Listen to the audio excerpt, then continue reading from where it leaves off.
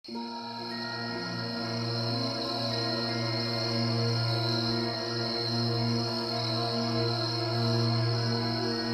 আল্লাহ, আজকে না শুক্রবার, ভূতাসন তো শুরু হয়ে গেছে।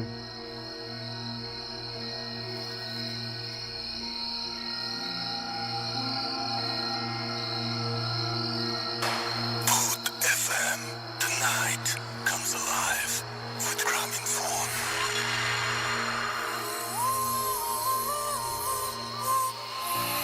শুনছেন সবসময় রেডিও ফুর্তি 88.0 FM। আবারও ঘটনায় যাব এবং আমার সামনে আরো একটি ঘটনা রয়েছে, একটা ইমেইল রয়েছে আমার সামনে, সেই ইমেইলটি পড়ব। 5 বছর আগে ঘটনা। আমি তখন প্রথম বর্ষের ছাত্র ছিলাম। আমাদের বাড়িটা যশোর শহর কে রে থেকে তুই? কি 27 চাস? কিলোমিটার পশ্চিমে সীমান্তবর্তী একটি গ্রাম। এই গ্রামের পশ্চিম পার্শ্বের শেষ দিকে বীর শ্রেষ্ঠ বাইরা যা, বাইরা কইতে এইসব পাগল ছাগল। পাগলটা গেছে নাকি?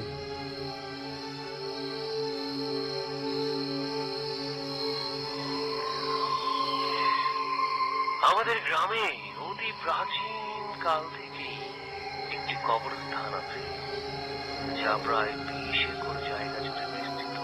হায় আল্লাহ, একটা বাজে গেছে, আমি এখনো দোকানই বন্ধ করি নেই। ভূত এখন শুনে তো ভয় লাগতেছে। বাসা যাবো কেমনি? কবরস্থানটির মাঝখানে প্রায় 3 একর জায়গা জুড়ে বিশাল একটা পুকুরে কোনো সময়ই পানি থাকে না, তাই গ্রামের সবাই এখানে পুকুরকে কানা পুকুর বলেই চেনে।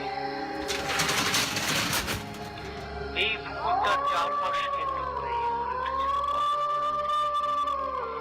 মৃত লাশ। এই কবর পুকুরের পাড়ে কবর দেওয়া হতো। খুব ভুতুড়ে ছিল জায়গাটি। ভয়ে কেউই পুকুর পাড়ের মাঝখানে দুপুর বেলাতেও যেতে চাইত না।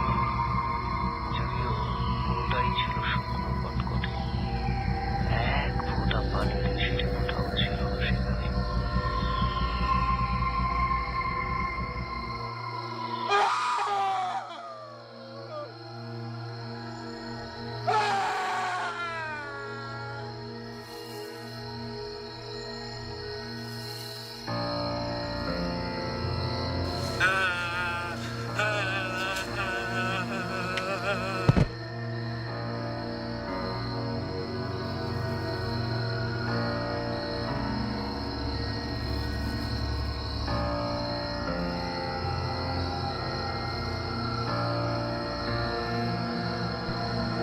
ভালো থাকুন, সুস্থ থাকুন, সুন্দর থাকুন, মোস্ট ইম্পর্টেন্টলি ফুর্তিতে থাকুন। আজকের মতো এখানেই শেষ করছি।